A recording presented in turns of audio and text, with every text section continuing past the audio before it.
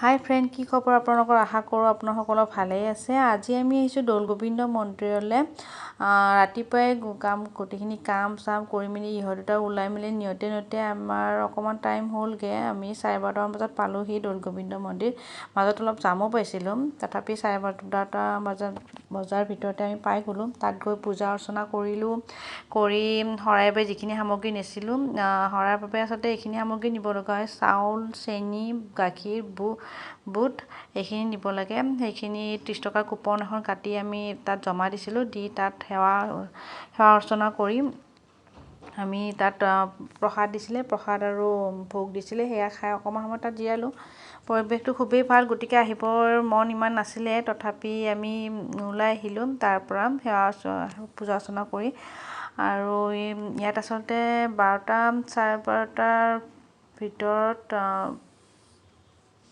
গোটেইখিনি পূজা অৰ্চনা কৰি হৈ যায়। তাৰপিছতো ভকতসকল আহি থাকে আৰু চাকি বন্তি জ্বলাই থাকিব পাৰে।